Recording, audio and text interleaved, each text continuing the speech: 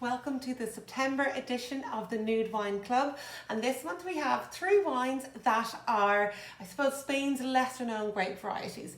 What's really cool about them is that one of them is the second most widely planted grape, but you've never heard of it. It's the grape Bobal. I'll be talking about that at the end.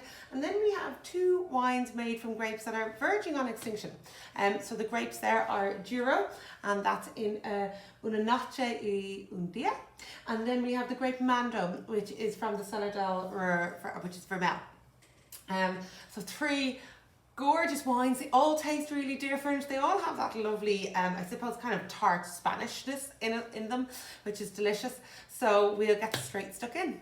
So the Cellar del Vermel wine, it's really special. It's got this really unique flavour character.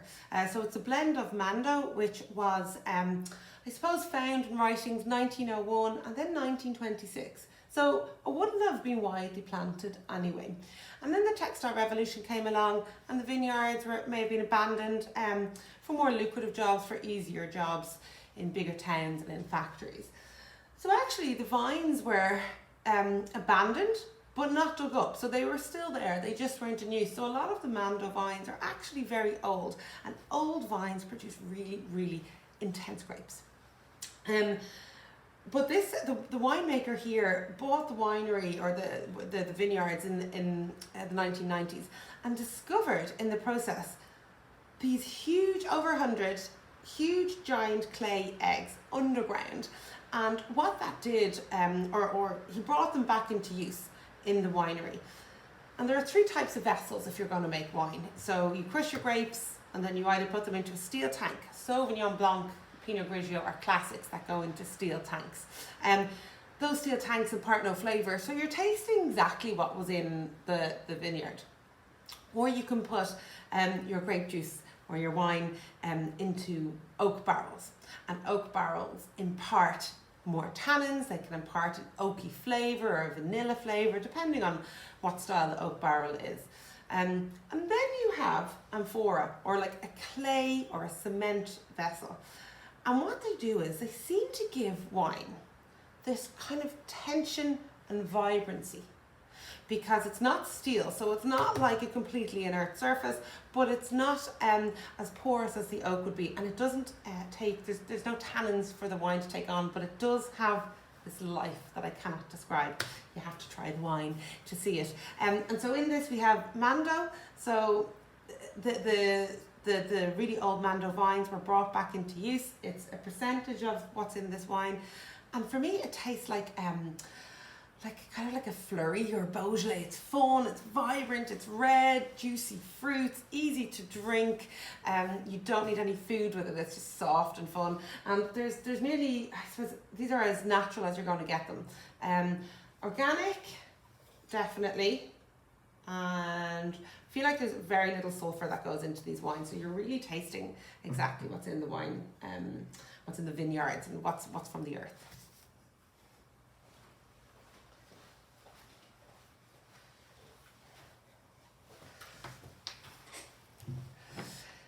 So this beautiful wine, Una Noche y un Día, is from Alicante in Spain.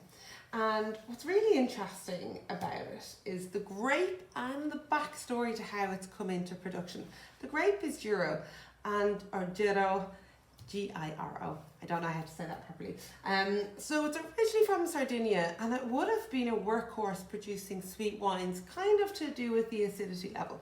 But that's basically what it would have produced. And then in and around the 19th century, it travelled, but not very far, not the way Cabernet Sauvignon or Sauvignon Blanc would have travelled. It only really went around the Mediterranean coast, specifically to Spain.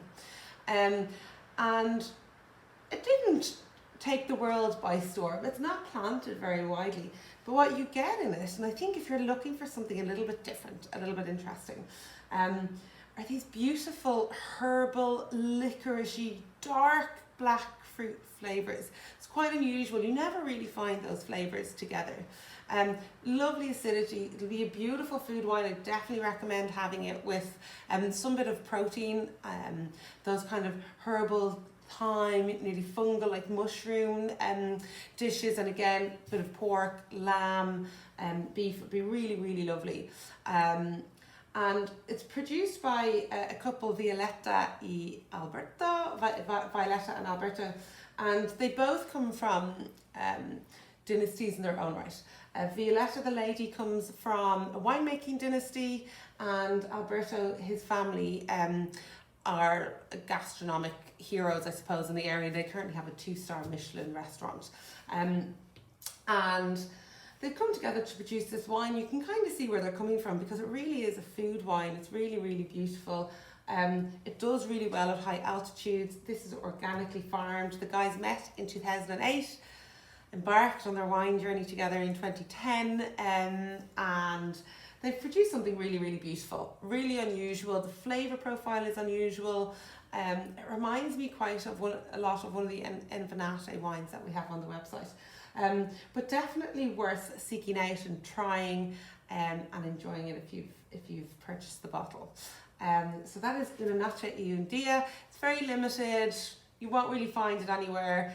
And for me, it's probably the one wine that I would like to go back to again and again at the minute.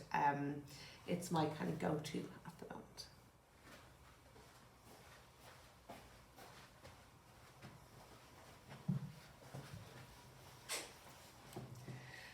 The Bobal grape variety is one that you've possibly never heard of before, but you've definitely had it. It's the second most widely planted grape in Spain, after Tempranillo. Tempranillo, of course, being the main grape in Rioja.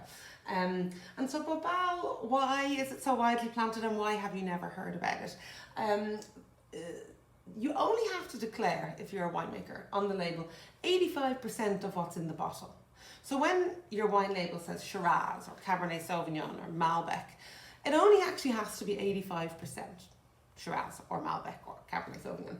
And so the other 85%, now it can be 100%, it can be 90%, it can be 98%.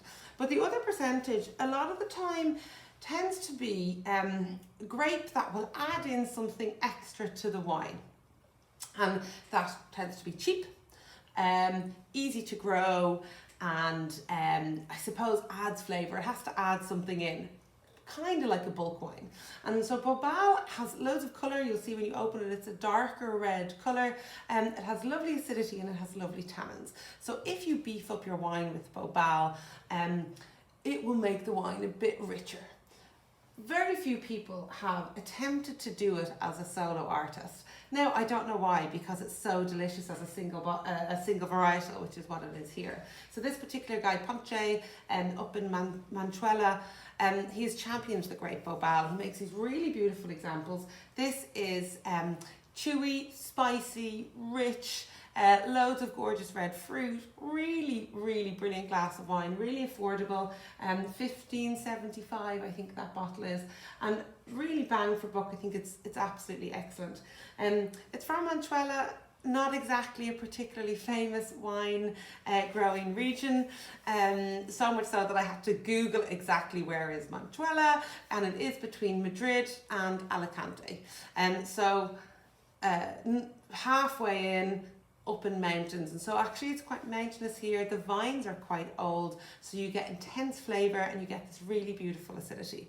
So these are again organically farmed grapes, and the alcohol percentage 12%. So it's actually a brilliant bottle to have where you can enjoy it and not be worried about how you'll feel the next day. Our 3 reds for this month's Nude Wine Club. I hope you enjoyed them and I hope you learned something and again tried something different.